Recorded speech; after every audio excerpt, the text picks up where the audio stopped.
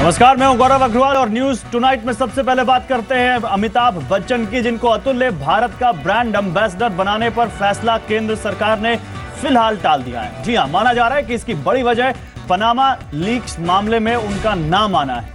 अतुल ने भारत के brand ambassador Aamir Khan थे और पर्यटन मंत्रालय ने उनकी जगह अमिताभ और प्रियंका चोपड़ा को नया ब्रांड एम्बेसडर बनाने का ऐलान भी किया था। लेकिन अब खबर है कि अमिताभ बच्चन को अतुल भारत का ब्रांड एम्बेसडर नहीं बनाया जाएगा, क्योंकि उनका नाम विवादित पनामा लीक्स मामले में आया है। तो अमिताभ बच्चन के ऊपर पनामा लीक्स मामले का साइड इफेक्ट अब दिखने लगा है। अमिताभ बच्चन जो कि ब्रांड एम्बेसडर बनने वाले थे इनक्रेडिबल इंडिया के प्रियंका चोपड़ा के साथ, अब खबर है कि सरकार ने यह फैसला फिलहाल टाल दिया है और अतुल्य भारत यानी इनक्रेडिबल इंडिया के ब्रांड एम्बेसडर नहीं होंगे। टूरिज्म मिनिस्ट्री की तरफ से इस ब्रांड एम्बेसडर पद के लिए अमिताभ का चयन किया गया था। पनामा लीक्स में अमिताभ बच्चन, उनकी बहू ऐश्वर्या राय बच्चन का भी नाम आया। पनामा में कुछ फर्जी कंपनियां बनाकर टैक्स एवेजन का आरोप लगा। यह भी आरोप लगा कि वहां की एक लॉ फर्म मोसाक फोंसेका के लीक दस्तावेजों से कि अमिताभ बच्चन भी उन लोगों में शामिल हैं जिन्होंने कुछ कंपनियां बनाकर वहां पर पैसा उसमें लगाया। अभिनेता अमिताभ बच्चन को अतुल्य भारत का ब्रांड एम्बेसडर बनाने का फैसला टाल दिया गया है। सूत्रों के मुताबिक पनामा लीक्स में अमिताभ का नाम आने के बाद पर्यटन मंत्रालय ने फैसला लिया है। जब तक पनामा लीक्स मामले में अमिताभ को क्लीन चिट नहीं मिल जाती, उन्हें अतुल्य भारत का ब्रांड एम्बेसडर नहीं बनाया जाएगा। अमिताभ बच्चन और प्रियंका चोपड़ा को अतुल्य भारत का ब्रांड एम्बेसडर बनाने का फैसला सरकार ने लिया था। टैक्स हेवन देशों में पहचान गुप्त रखकर कंपनियां खोलने और निवेश करने के मामले में पनामा की लॉ फर्म मोसाक फोंसेका के दस्तावेज लीक होने के बाद बड़ा खुलासा हुआ था। लिस्ट में 500 से ज्यादा भारतीयों के नामों का खुलासा हुआ था, जिनमें अमिताभ बच्चन भी शामिल है। पनामा लीक्स के खुलासों पर वित्त मंत्रालय ने जांच का आदेश दिया है।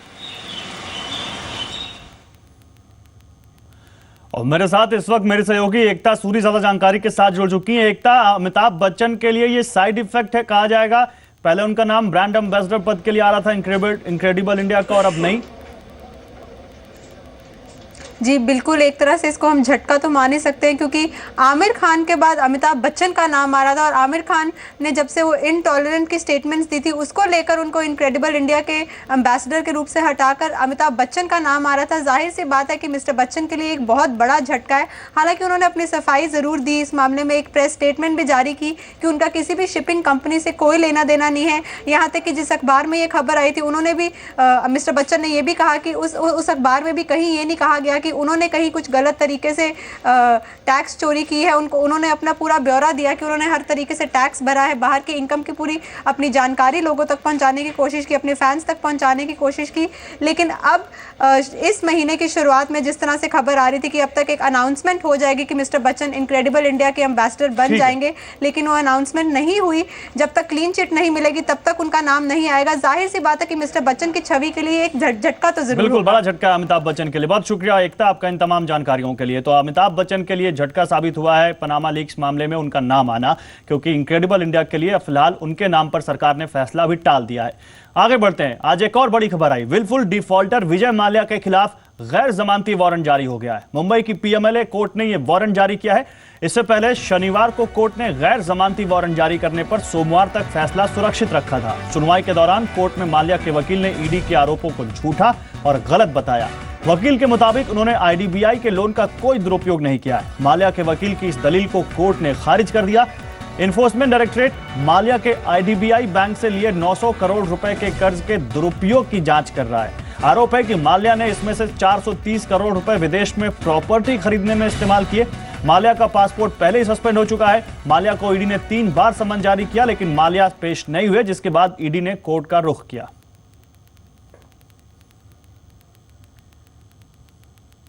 और आइए आपको बताते हैं कि माल्या के खिलाफ गैर जमानती वारंट का क्या मतलब है। लेकिन इससे पहले क्या था पूरा मामला, ये बताते हैं आपको। आईडीबीआई बैंक 900 करोड़ रुपए का जो लोन आईडीबीआई बैंक से माल्या ने लिया था, ईडी उसकी जांच कर रहा है। माल्या पर 430 करोड़ रुपए की प्रॉपर्टी विदेश में खरीदने का आरोप है। इस पैसे से माल्या का पासपोर्ट पहले ही सस्पेंड हो चुका है और 3 बार ईडी ने उनको समन जारी किया था।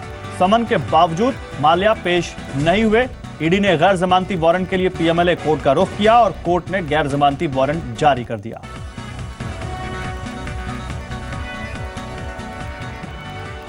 और आइए अब आपको बताते हैं कि माल्या के खिलाफ गैर जमानती वारंट का क्या मतलब है।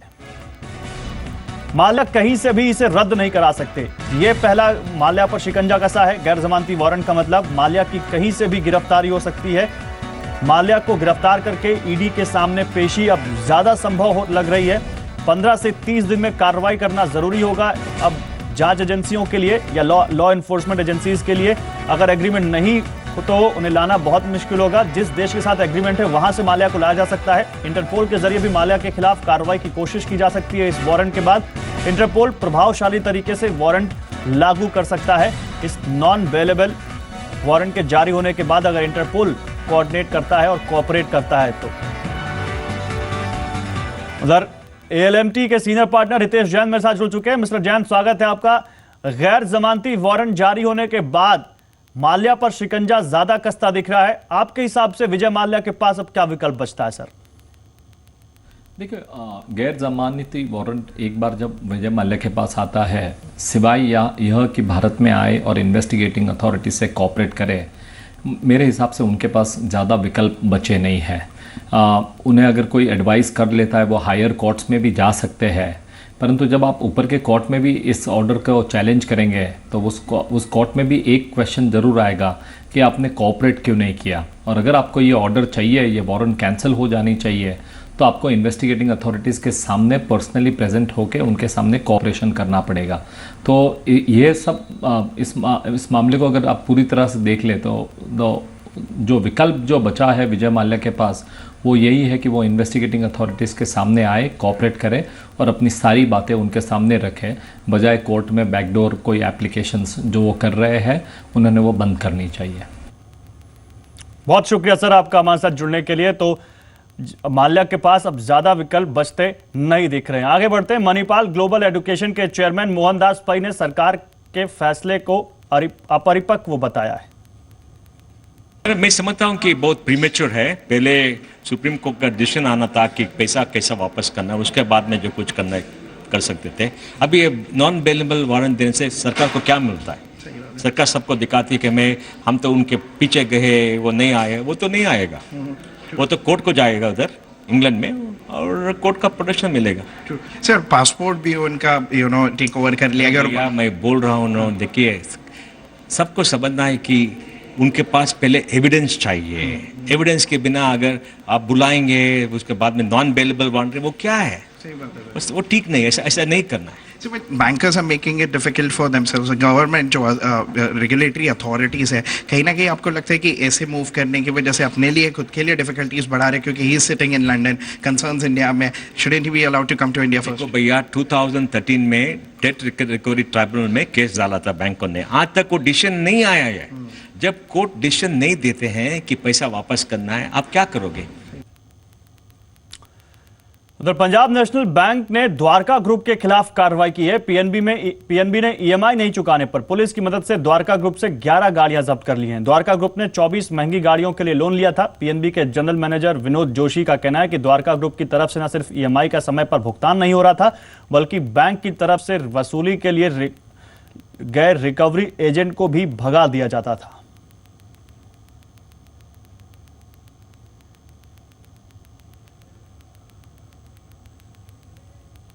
ये एक पंजाब नेशनल बैंक के क्लाइंट द्वारका ग्रुप है, जिनको उनकी डिफरेंट कंपनीज में हाई एंड कार्ड्स दी गई थी, जिनको करीबन हमने 10 करोड़ का करीबन लोन दिया था और उन्होंने समय पे पैसा नहीं चुकाया।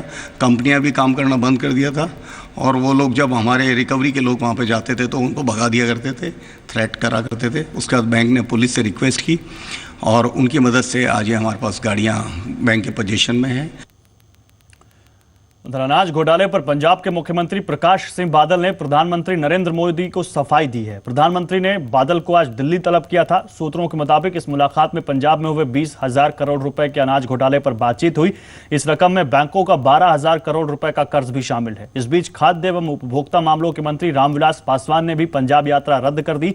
आपको बता दें कि पंजाब में गोदामों में रखा हजारों टन गेहूं गायब हो चुका है। यह अनाज पंजाब सरकार के गोदामों में फूड क्रेडिट स्कीम के तहत रखा गया था। इसे खरीदने के लिए बैंकों से फूड कॉर्पोरेशन ऑफ इंडिया यानी एफसीआई को लोन चुकाने की जिम्मेदारी राज्य सरकार की थी।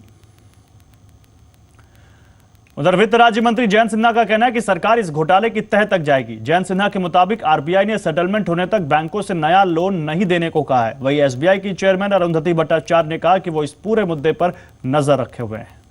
नहीं, देखिए, इसमें जो मामला है वो कई सारी यहाँ संस्थाएं इससे जुड़ी हुई हैं, तो इन संस्थाओं के बीच में हम लोगों को एक समझौता ढूंढना है और पता लगाना है कि इसका किस तरीके से समाधान किया जाए। जो आरबीआई ने जो मुद्दा उठाया है वो रेगुलेटर के अगर आप नज़रिए से देखें तो सही है।